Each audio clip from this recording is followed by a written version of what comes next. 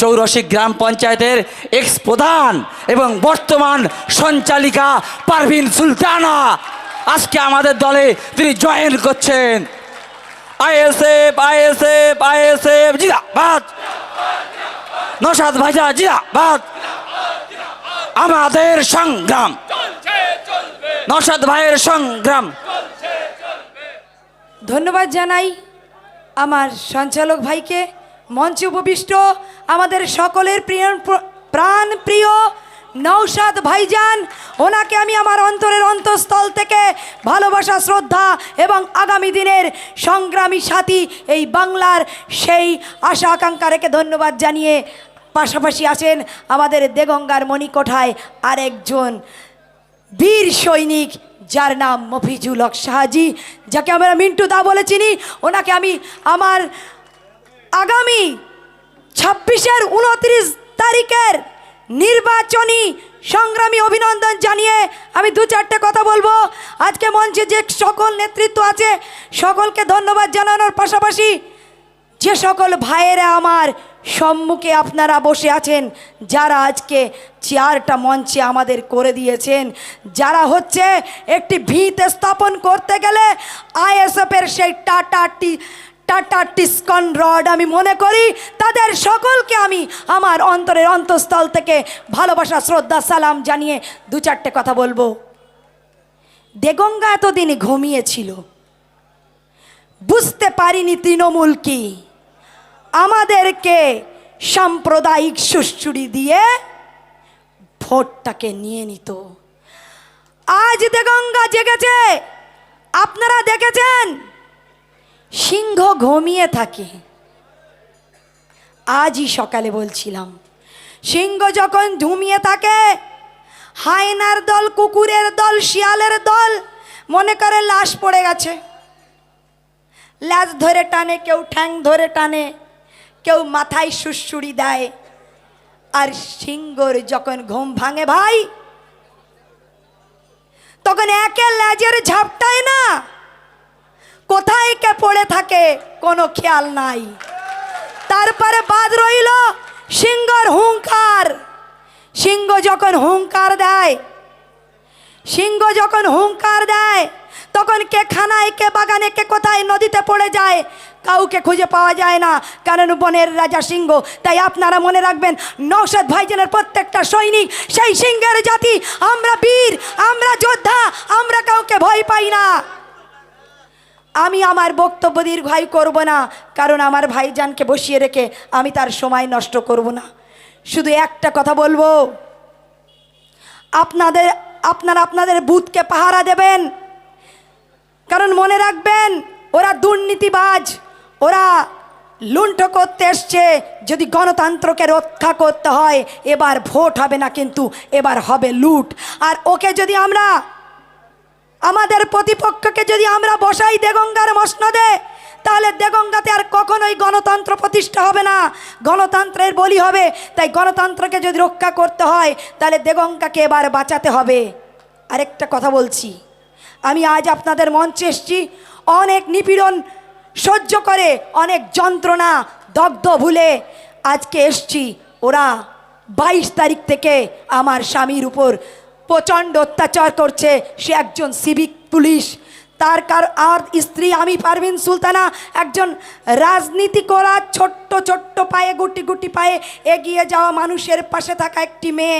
তারই অপরাধের জন্য তাকে আজ জর্জরিত করছে। কারণ আমি বলেছিলাম এবার নির্বাচনটা আমি লড়ব না, তৃণমূল প্রতীক চিহ্নে ভোট চাইব না, কারণ তৃণমূল প্রতীক চিহ্নে যাকে দেওয়া হয়েছে সে আর যাই হোক একটি গুন্ডা, মাস্তান, তোলাবাজ, তার হয়ে ভোট প্রচার করতে পারবো না।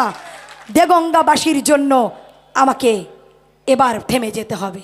এই অপরাধে আমার স্বামী 22 তারিখ থেকে বাংলার পুলিশকে, একটু আগে আমার ভাই নওশাদ ভাইজান বলেছেন ঘন্টা বানিয়েছে যারা, তারা তাদের উপর প্রেশার ক্রিয়েট করে আমার স্বামীর উপর অত্যাচার করা হচ্ছে। গতকালকে তাকে হসপিটালাইজ গত পরশুদিন করা হয়েছিল, কালকে সেখান থেকে আমি বন্ডে ডিসচার্জ নিয়ে যখন বাড়ি ফিরছি তাকে দোলতলাতে ক্লোজ করা হয়েছে, সেখানে পৌঁছে নিয়ে যেতে বলা হয়েছিল এবং আমাকে সেখানে পৌঁছানোর পর বলা হয়েছিল তুমি বাড়ি যাও, একে 7টার পর মেজার আসবে, তারপর ভাববে কি করবে। আমি বলেছিলাম যদি চাকরি ওর ভাগ্যে থাকে করবে, কিন্তু যে স্বামীকে আমি আজ বন্ড দিয়ে নিয়ে যাচ্ছি সেই স্বামীকে এখানে ছেড়ে যাব না। প্রয়োজনে দেগঙ্গায় গিয়ে ভিক্ষা করব, কিন্তু আমার স্বামীকে ছেড়ে যাব না, স্বামীকে নিয়ে চল।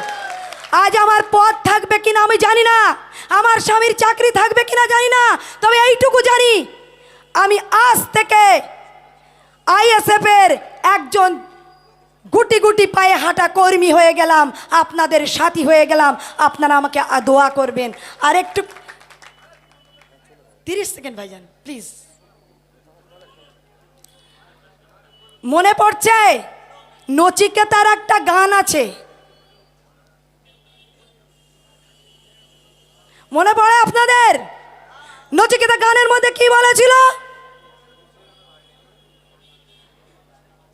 বলছিল, লাস্ট লাইনটা বলি কারণ সময়টা অনেকটা কম। তিনি বলেছিলেন যে তুমি নাচছো কেন? তো বলছে পল্টুদা জিতে গেছে। আরে তুমি নাচছো কেন? বলে নান্টুদা হেরে গেছে। বলে তা তুমি নাচছো কেন? বলে পল্টুদা চোর ছিল। বলে তা তুমি নাচছো কেন? বলে নান্টুদা আরো বড় চোর ছিল। তাহলে তা তুমি নাচছো কেন? বলছে অভ্যেসে মাইরি।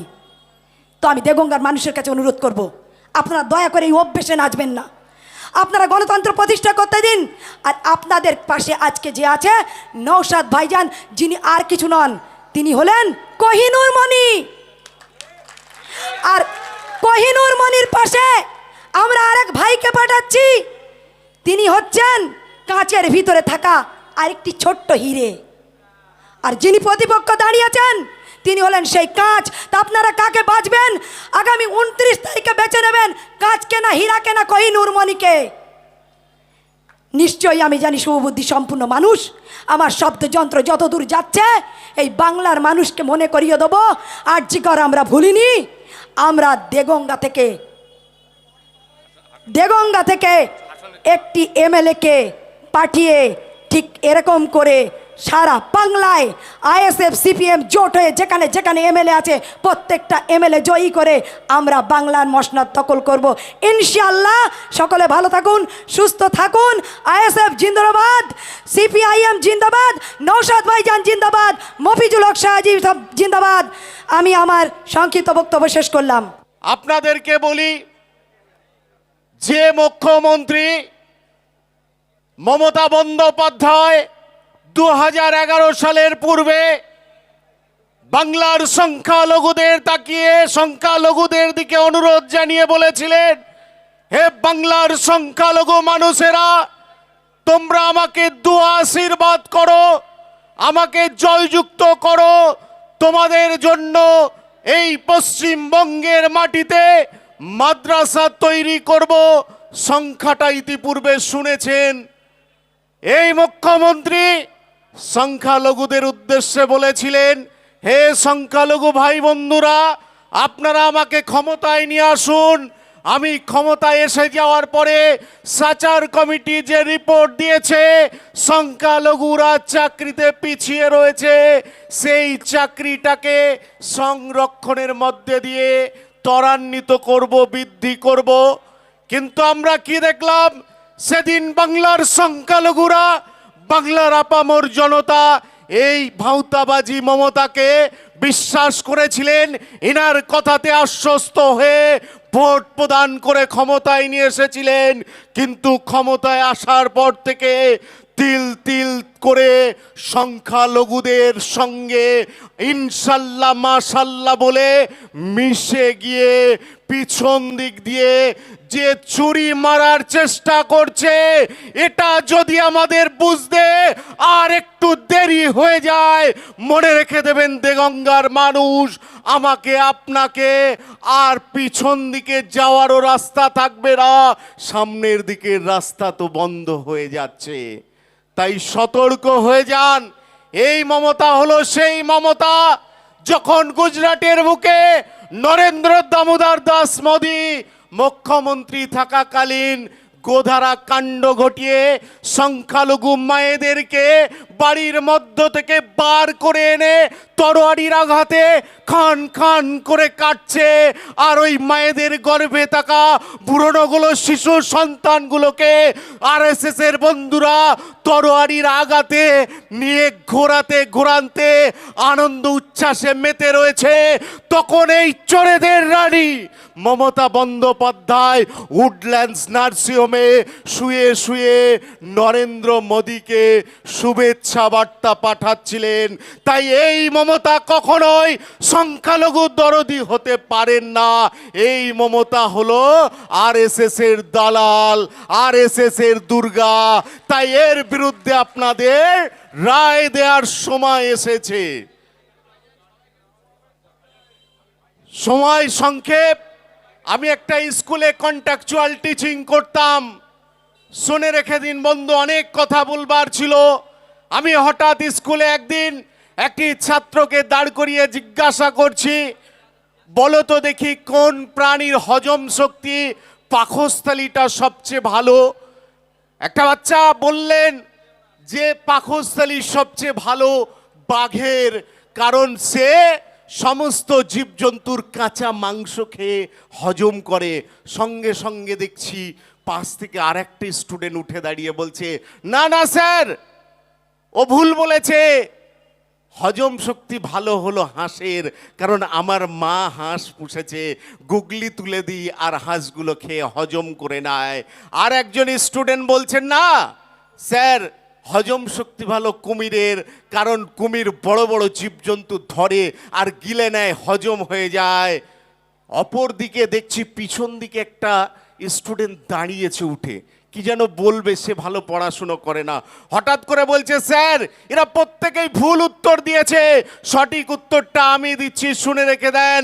সবচেয়ে হজম শক্তি যদি ভালো থাকতে হয় তৃণমূলীদের ভালো, কারণ এই তৃণমূলরা কয়লা চুরি করে খেয়ে হজম করে ফেলে, গরিবের রেশনের চাল চুরি খেয়ে হজম করে ফেলে, এরা ব্যালট পেপার পঞ্চায়েত ভোটে চুরি করে খেয়ে হজম করে ফেলে। এদের রানী, এদের দুর্গা মমতা বন্দ্যোপাধ্যায় ফাইল চুরি করেও হজম করে ফেলে। অতএব তৃণমূলীদের হজম শক্তি সবচেয়ে ভালো। তাই দেগঙ্গার মানুষের কাছে অনুরোধ করে যাব, এই দেগঙ্গার মানুষের কাছে আজকের দায়িত্ব দিয়ে যাব, দেগঙ্গার মাটি থেকে বিধায়ক তৈরি করবেন আপনারা, আপনাদের ভোটদানের মধ্যে দিয়ে বিধায়ক হবে। এই দেগঙ্গার মাটিতে একটি চাল চোর, গরিবের চাল চুরি করে খাওয়া, জেল খাটা মালকে বিধায়ক হিসাবে দেখবেন না একজন সুন্দর মানুষ, মানব দরদি, জ্ঞানের ত্বরান্বিত, সম্প্রীতি পরায়ণ মফিদুল হক সাহাজির মতো মানুষকে বিধায়ক হয়ে দেখবেন। শুধু তাই নয়, একটা কথা বলে শেষ করে যাব, সময় থাকলে অনেক কথা বলার ছিল। যাই হোক, মনে রেখে দেবেন বন্ধু, বাড়িতে হাঁস পুষেছেন মায়েরা, একটা হাঁসকে বিক্রি করতে যাবেন, দেখবেন 6 মাস পরে সেই হাঁসটি 400 টাকায় বিক্রি হচ্ছে।